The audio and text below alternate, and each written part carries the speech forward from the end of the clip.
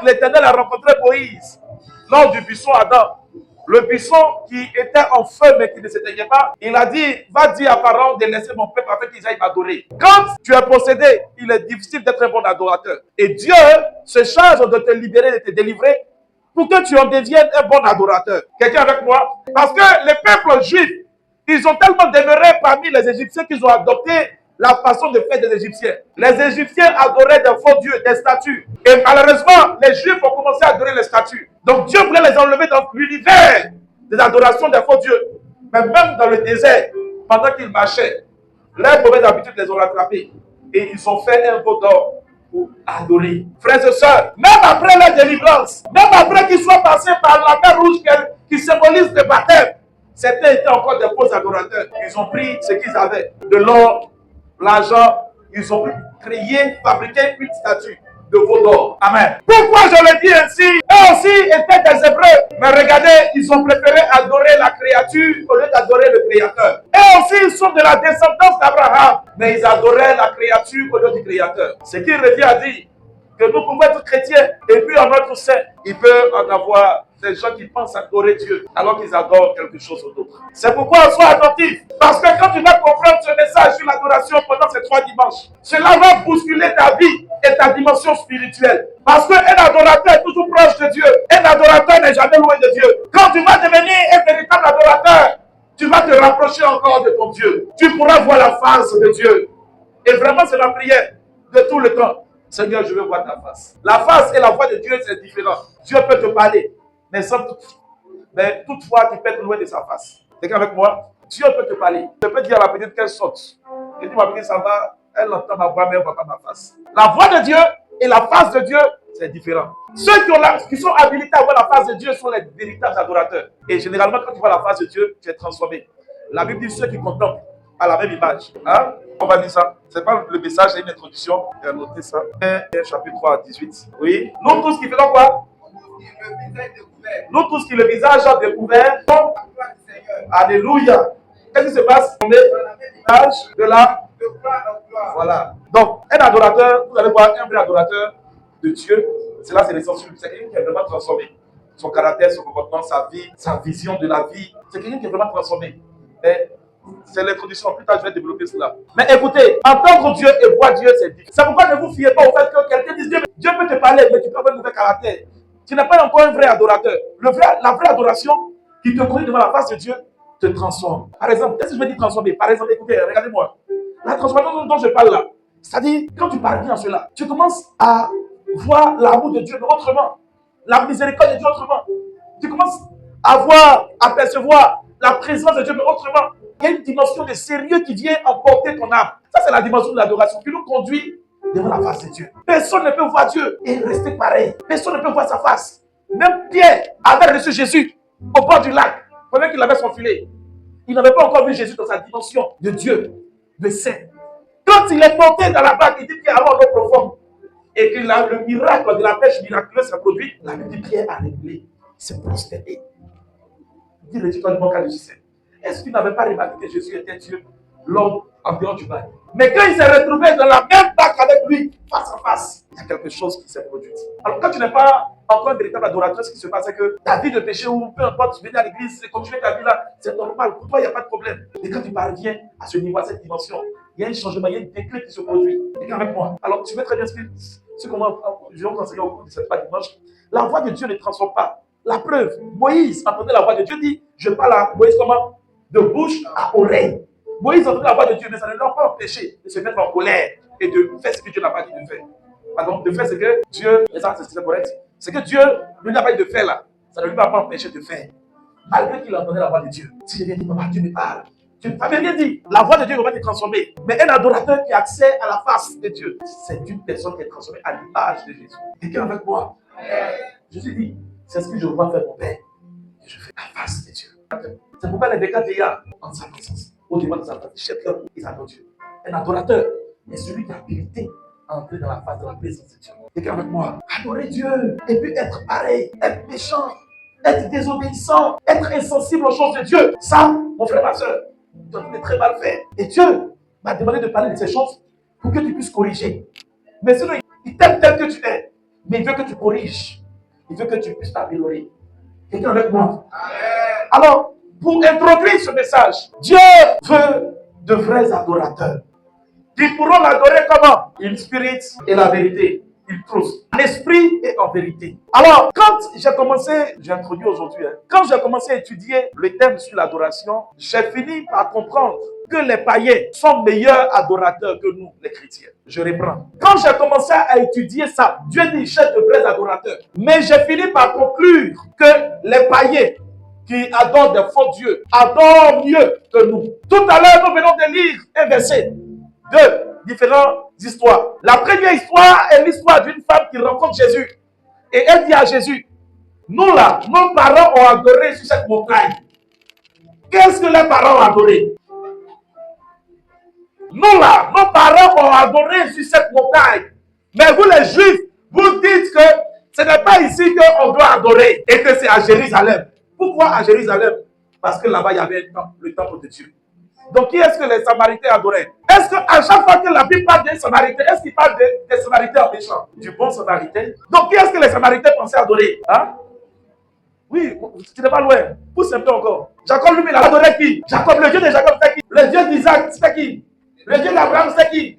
Il y avait Dieu. Donc, les Samaritains croyaient au Dieu de Jacob. Mais, il dit, nos pères ont adoré cette montagne. Mais vous, les Juifs d'aujourd'hui, vous dites que ce n'est pas ici qu'on doit adorer, alors que c'est ici qu'on peut adorer. Quelle était la réponse de Jésus? Femme lui dit, Jésus, crois-moi, croyez-moi, vous allez se réunir sur cette montagne, Jérusalem, que vous allez adorer le Père, parce que vous adorez ce que vous ne connaissez pas. Nous adorons ce que nous connaissons. Amen. Calmons-nous un peu. Ça, je vais ouvrir une parenthèse pour parler à quelques personnes. Les Samaritains disent que nos pères ont adoré sur cette montagne. Mais vous dites que là n'est pas le lieu de l'adoration et que c'est à Jérusalem. Je suis dit rectificatif. Depuis longtemps, vous êtes restés dans une adoration qui n'était pas la bonne. Mais l'heure vient où cette heure-là est déjà là, où les vrais adorateurs pourront adorer le Père en esprit et en vérité, partout où Dieu est. Bien-aimés frères et sœurs, le diable a travaillé beaucoup à pervertir le milieu de l'adoration. Au point où le jour même qui est considéré comme jour d'adoration a été bafoué par Satan. Cette pensée de la femme samaritaine est la pensée de plusieurs Ivoiriens, de plusieurs êtres humains, qui disent que nous n'avons pas obligation d'aller adorer Dieu, d'aller à l'église. Mais tu peux rester à la maison et puis prier et puis adorer. C'est une pensée démoniaque et diabolique que je veux rectifier ce soir, ce matin. Le diable l'a dit, tu peux aller sur YouTube, mettre une vidéo d'un culte qui se passe quelque part et puis rester chez toi. Même pour aller encore plus loin. Que ceux qui sont à l'église sont beaucoup plus méchants que toi. C'est bon. Et beaucoup de personnes restent chez eux, pensant adorer Dieu. Rectificatif. On adore l'Éternel là où il est présent, là où il nous rassemble. Et là où Dieu se plaît à rassembler son peuple, c'est là qu'il est présent. Et ceux qui sont considérés comme ses enfants, ils doivent être présents. C'est pourquoi les brebis entendent la voix du berger. Ils reconnaissent la voix de leur berger. Ils l'entendent et le suivent. Es-tu de cette bergerie ou de ces brebis qui refusent d'entendre la voix de Dieu? Quand l'heure de l'adoration arrive, l'heure de se rassembler pour servir l'Éternel arrive, es-tu de ceux-là qui Satan en train de pervertir et dit que tu n'as pas besoin? Laisse-les. Toi, reste dans ton coin. Fais pour toi seul. Tu n'as pas besoin de quelqu'un. Pourtant, tu as eu besoin de quelqu'un pour venir sur la terre. Tu as eu besoin de quelqu'un pour te nourrir, pour que tu grandisses. Mais Satan te dit aujourd'hui que spirituellement, tu n'as pas besoin de quelqu'un. Tu peux évoluer de toi-même. Quand ces voix sont en train de sonner dans ton esprit, sache que c'est la voie de la destruction. Alléluia. Je dis que les païens, ceux qui adorent les faux dieux, adorent mieux que nous.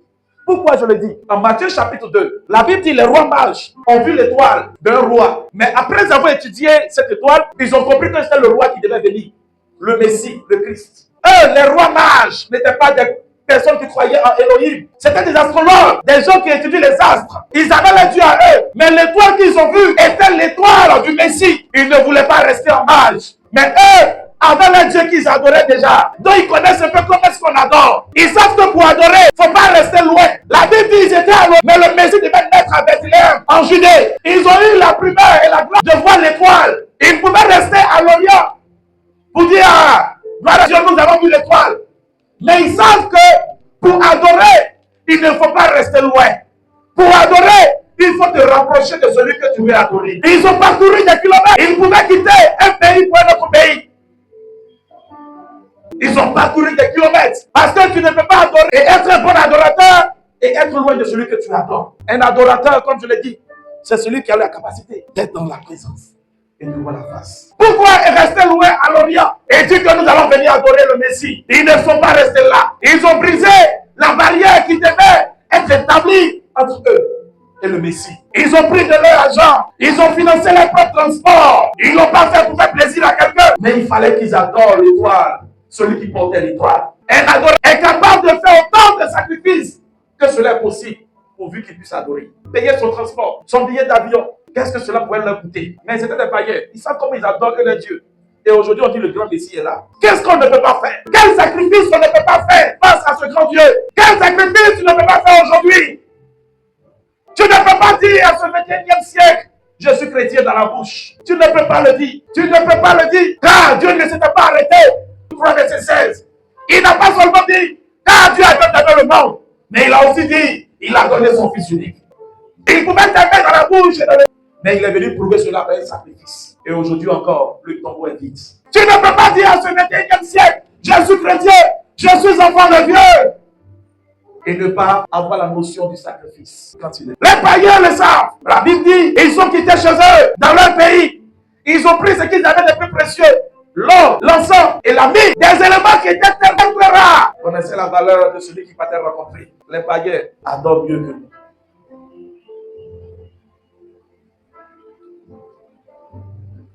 Ils sont engagés dans ce voyage. Ils savaient que ce voyage n'allait pas être facile. Ils sont montés sur des chameaux, de jour comme de nuit. Mais il fallait qu'ils adorent l'étoile.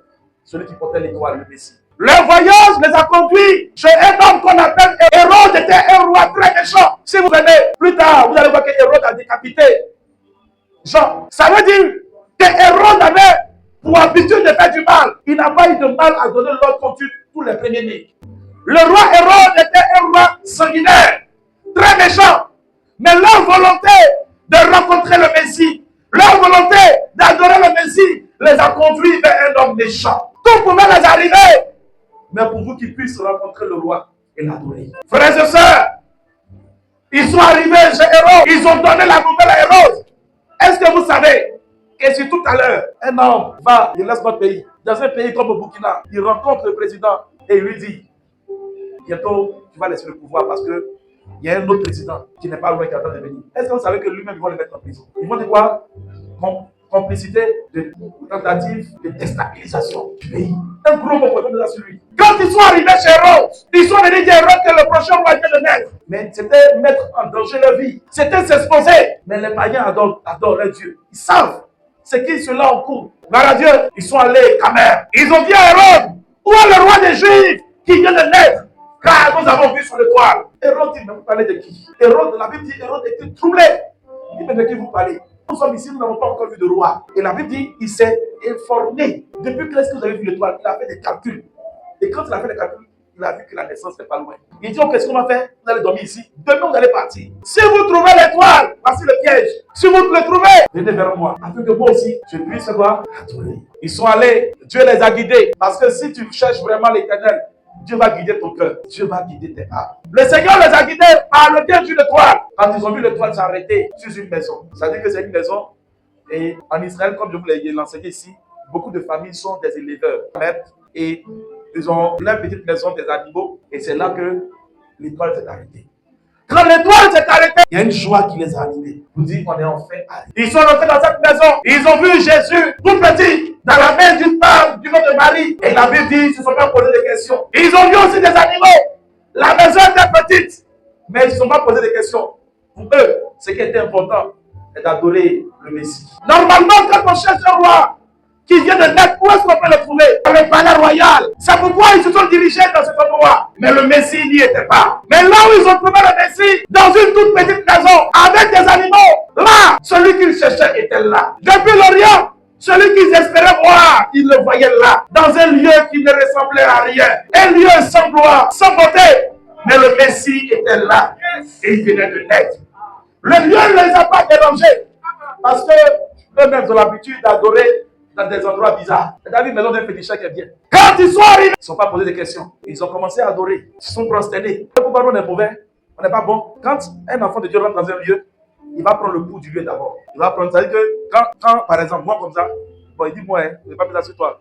Si moi, je me mets dans une église, quand il parle de moi, il veut parler de moi, il veut me représenter. Bon, il prend Yahoo. Tu n'as pas Yahoo ici, non? Qui n'a pas Yahoo? Tu n'as personne. Donc, Yahoo, comme c'est vous les baoulés, Yahoo, quand il vient dans un endroit, il prend d'abord le pouls du lieu. Mais pourquoi c'est comme ça? Comment c'est pas ça? Aïe, les moutons là sont là.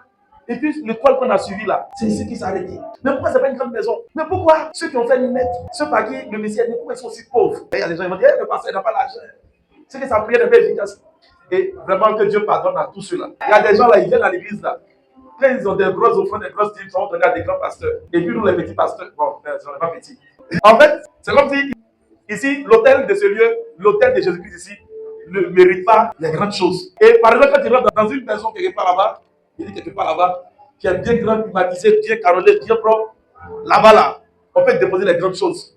Que Dieu te pardonne. Quand ils sont rentrés, ils savent. Vous voyez, les païens, je dis qu'ils ont plus de notions d'adoration que nous. Pourquoi? Parce qu'ils ont compris que l'adoration, c'est juste sacrifier. C'est le sacrifice. Nous, on nous a dit que adorez Dieu. Mon âme et le Seigneur. Ils ont dit ensemble. Mon âme bénit le Seigneur. Dis-le plus fort. Mon âme bénit le Seigneur. Oh, bénis le Seigneur. Quand je vois la bonté de Jésus briller sur le toit de mon âme. Oh, bénis le Seigneur. Quand le frère a vu les versets, il dit, hey, aujourd'hui, il a adoré Dieu. Aujourd'hui, seulement là, vrai. Parce qu'aujourd'hui, là, on a adoré. Et puis, on transmet comme ça. Dieu, amen. Frères et sœurs, alors, permettez-moi de vous expliquer ce qui c'est que l'adoration et les vrais adorateurs. Si nous sommes devenus chrétiens, si nous sommes devenus enfants de Dieu, nous devons comprendre que nous le sommes devenus pour adorer Dieu. Parce que dans le plan originel, Dieu a créé l'homme pour que l'homme puisse l'adorer. Lui-même, il ne peut pas s'adorer. Dieu fait tout, mais la seule chose que Dieu ne peut pas faire là, c'est de s'adorer lui-même. Donc, il a créé des êtres à son image, à sa ressemblance, pour que nous puissions l'adorer. Mais, hier, nous sommes dans le monde, on a servi Satan. Et Dieu a établi un plan parfait par Jésus-Christ pour nous sortir de là, pour que nous, désormais, nous soyons ses adorateurs. Maintenant, parmi ceux que nous sommes, malheureusement, certains l'adorent faussement. L'adoration, ce n'est pas seulement que chanter. L'adoration, ce n'est pas seulement que battre les mains. Avant que Jésus n'aille à la croix, je vous ai dit, il y a un verset que vous avez oublié. La Bible dit qu'il a chanté plusieurs psaumes, mais ça ne l'a pas empêché d'aller se sacrifier lui-même. L'adoration, à être adorateur, ce n'est pas seulement que ça. Nous chantons, nous exaltons l'Éternel. Quand on dit on fait un culte à Dieu, par exemple, on fait un culte sans sacrifier, ce n'est pas un culte à Dieu. Amen. Dans la nouvelle alliance, si nous voulons adorer Dieu, il y a une chose qui est primordiale. J'ai lu la Bible et j'ai vu toutes les fois que j'ai lu la Bible. J'ai vu que nous, on dit toujours à Dieu ce que nous on veut. Mais une seule fois dans la Bible, j'ai vu que Dieu a dit ce que lui veut. Dans le livre de Romains, c'est l'apôtre Paul qui parle. Il dit ce que Dieu veut. Alléluia. Ce que Dieu veut, c'est votre sanctification. Et pour parvenir à cela, il faut aussi ajouter Romains 12, verset 2. Qu'est-ce qu'il dit? Oui. Pour que tu puisses vivre dans la sanctification, un adorateur, tu dois sacrifier. Mais ton argent là, ça ne dit rien devant Dieu. Et c'est pas si vous me comprenez. Hein. Vous savez que notre argent même là, ce n'est rien, non? Souvent, je vais vous dire quelque chose. Souvent, ce n'est pas l'argent que tu as donné à Dieu là. Ce n'est pas l'importance de l'argent là qui est. Souvent, c'est le cœur qui sait derrière le sacrifice que tu fais. C'est ce qui est important. Bon, enlever 10 000, 100 000, donner à Dieu. Et puis, ça, c'est comme une goutte d'eau. Ça n'enlève rien. Ça ne crée pas de sensations dans ton cœur. Mais être comme cette femme qui enlève 2 pièces, qui c'est lui restait ce qu'elle devait utiliser pour vivre. Donner, pendant que d'autres donnaient de la superflu. Jésus l'a remarqué. Je dis que cette femme a donné plus que tout le monde. Si vous voulez adorer Dieu, vous devez apprendre la notion du sacrifice. Car lui-même a fait le sacrifice ultime de sa vie à la croix de Golgotha. Les païens le savent. Leur gloire est éphémère. Mais quand ils vont adorer, ils savent qu'on va adorer chaque mois, chaque 3 mois, chaque 6 mois ou chaque 12 mois avec un sacrifice. Soit un sacrifice d'un animal, soit un sacrifice de vie. C'est pourquoi ils tuent leurs parents.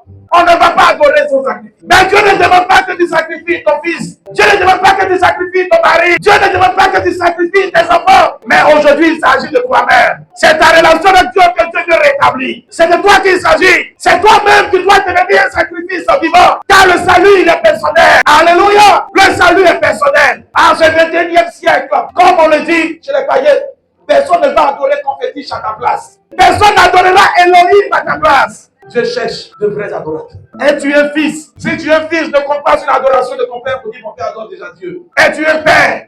Ne compte pas sur l'adoration de ton père disant que ne compte pas sur l'adoration de ton fils disant que mon fils est un bon adorateur. Dieu cherche encore des adorateurs. Dans l'Ancien Testament, le sacrificateur était habilité à prendre le sacrifice du seul, monter dans le temple, dans le lieu très saint. Tout le peuple attendait. Lui seul partait, adorait Dieu et plaignait pour le peuple. Mais maintenant, dans le Nouveau Testament, le voile est déchiré. Tout le monde doit pouvoir sacrifier. Tout le monde doit pouvoir offrir son corps. Tout le monde doit pouvoir offrir sa vie à Jésus de Nazareth. Tout le monde doit pouvoir vivre la sanctification. Sans la sanctification, tu ne pourras pas le voir. Si tu chantes Alléluia, louons le Seigneur, le but de l'adoration c'est que tu vois Dieu. Mais si tu ne te sanctifies pas, si tu ne marches pas sur la parole de Dieu, selon ses préceptes, si tu chantes que ton cœur est détruit de lui, si tu chantes que ton cœur est rempli de prières d'envie et que ton cœur est détruit de lui, tu ne pourras pas le voir. Si tu ne le vois pas, tu vas adorer sur quelqu'un que tu ne connais pas. Voici les adorateurs que le Père. Il ne te demandera pas de venir avec un mouton. Il ne te demandera pas de venir avec le sang de l'un de tes parents. Parce que son sang est suffisant. Son sang a coulé à la croix de Golgotha. Et c'est un sacrifice utile pour toujours. Mais ce qu'il demande, c'est ta vie à toi. Tu veux être un bon adorateur? Oui, tu le peux. Nous pouvons. Jésus nous a montré le modèle. Paul nous a montré le modèle. Pierre nous a montré le chemin. Oui, nous le pouvons. Par comment? Par le moyen du sacrifice. Tu n'es pas prêt à faire des sacrifices, tu n'es pas prêt à payer un prix, et tu lèves les mains. Non, quand tu lèves les mains, que tu pleures, tu adores. Yo, Seigneur, quelle bonne adoratrice. Mais le Seigneur dit, regarde, elle adore. Du bout de ses lèvres, mais son cœur est éloigné de moi. Car sa bouche proclame mon nom, mais son cœur n'est pas encore circoncis. Alléluia. Quand le peuple d'Israël est sorti d'Égypte, tout ce qu'ils avaient comme trésor, ils savaient que les Égyptiens adoraient des faux d'or. Tout ce qui leur restait comme trésor, tout ce qu'ils avaient qui faisait leur gloire, ils l'ont utilisé pour faire cela comme une statue de veau en or. Pas en argent, mais en or. Parce qu'ils savent comment est-ce que les païens en Égypte adoraient. Mais nous, comment est-ce que nous adorons? Alléluia! Tu penses que c'est les choses qui font monter? Non, l'adoration de toute la vie. C'est depuis que tu es quitté à la maison. Comment est-ce que tu as parlé à ton mari avant de venir? L'adoration, tu penses que c'est quand il dit, les mêmes cantiques. Adoration. Ce n'est pas dans les seuls qu'on dit adoration. Mais c'est même l'action que tu viens de poser avant d'arriver ici. C'est pourquoi Jésus a dit, si tu veux venir faire ton offrande, tu veux venir adorer Dieu à la chair, quand tu te rappelles qu'avant de venir là, tu as manqué de respect à ta maman, à ton mari, à ton ami, à ta camarade, à ceci, à cela. Ne fais pas ton offrande, si tu le fais, c'est cadeau. Vous voyez, les gens donnent Dieu cadeau. Si tu le fais là, c'est cadeau. Dépose ton offrande, on va te mettre dans le panier. Ne fais pas d'adoration encore. Retourne, pas régler le problème. Et quand tu vas finir de régler, tu vas venir m'adorer, ça va monter maintenant. Alléluia! Il y a une servante de Dieu aux États-Unis, au Nigeria, comme elle est anglophone. Elle expliquait quelque chose. Elle dit un jour, elle s'est levée le matin. Son mari, pardon, l'arrivée le matin, au bout de 4 heures. Excusez-moi, ça c'est pour les mariés. Il la touche, elle me disait, elle commence à prier comme d'habitude. Elle priait pas que la prière, ça ne marche pas. Elle priait sur la présence de Dieu là. Elle parle en langue, elle voit que Dieu ne devait pas là. Elle voit qu'elle fonce, il n'y a rien. Elle s'est calmée. Il y a une fois qu'il lui a dit, de retourner vers son mari. Elle est retournée vers son mari. Quand elle est revenue, après cette allée chez son mari, quand elle est revenue, elle n'a pas forcé l'onction, la présence de Dieu est descendue sur elle. On ne peut pas adorer sans être brisé, sans être sacrifié. Regarde tout ce que tu traînes dans ton cœur. Regarde combien de fois tu n'as pas encore sacrifié ta vie, ton corps à l'Éternel. Ne venez pas à l'église en gardant la colère contre un frère ou une soeur. Pas à l'église, mais ne rentrez pas dans la présence de Dieu en faisant ça. La vie de mon peuple périt parce qu'il manque la connaissance. Si tu viens comme ça là, on va chanter. Pendant qu'on chante, tu seras heureuse.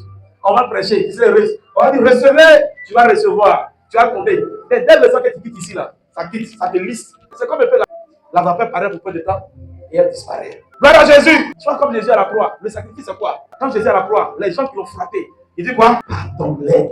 Ils ne savent pas ce qu'ils font. Mais toi tu es à la croix, tu dis que tu es un sacrifice. Mais vous là, c'est qui sont de la croix. C'est que je vais vous montrer.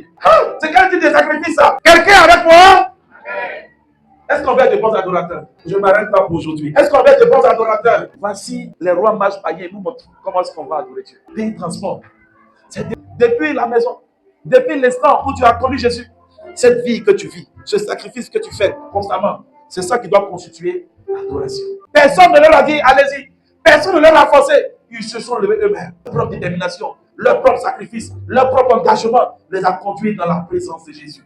Les a conduits à voir la face de l'enfant qui vient de naître, le Messie. Si vous demandez à Paul, en Éphésiens, Paul va vous dire, les prophètes qui ont prophétisé la venue de Jésus ont fait de la venue de Jésus l'objet de leurs recherches et de leurs investigations.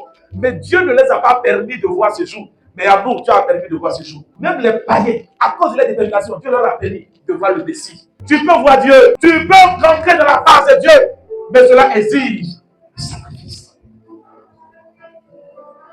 Que tu meurs en toi, que ta vie soit désormais pour Jésus, que ton cœur soit désormais pour Jésus, que ton cœur ne soit plus partagé. Que quand tu sois à l'église, tu ne vis pas la vie de Dieu, et puis en dehors de l'église, tu vis la vie du monde. Que tu ne vis pas la vie de Dieu seulement avec tes frères et sœurs en Christ, mais même avec ton mari, même avec ta fiancée, même avec ton fiancé, que tu puisses vivre Jésus. L'adoration, ce n'est pas chanter, c'est toute une vie, c'est toute votre vie, c'est tout votre comportement, c'est toute l'attitude que vous avez au vu de tout le monde. Dans tout ce que nous faisons, Dieu doit tirer sa gloire. Il y a une gloire qui doit monter dans la présence de Dieu, devant le trône de Dieu. Notre vie, dans notre travail, dans notre collaboration, la gloire doit monter vers Elohim. Si on te dit chante et que tu chantes et que dans ton cœur, ce cœur que tu as ne lui appartient pas encore, tu feras malheureusement partie d'un faux. Parce que Dieu ne regarde pas l'apparence. Dans l'apparence, tu vas lever le verre. Dans l'apparence, tu transpires. Dans l'apparence, tu te couches même, tu pleures même. Mais Dieu regarde à ce cœur lunaire. Regarde combien de fois tu viens, tu palpères ton frère, tu palpères ta soeur. Tu viens, et puis tu dis, je suis allé adorer Elohim. Tu te trompes toi-même, hein? Tu m'as adoré, hein? Mais c'est du bout de tes lèvres. Hein? Moi, je voulais l'adoration qui vient de ton cœur. Mais ton cœur est rempli de beaucoup de choses. Donc, tu ne m'as pas adoré. Que Dieu nous bénisse. Donne-moi un bon amen.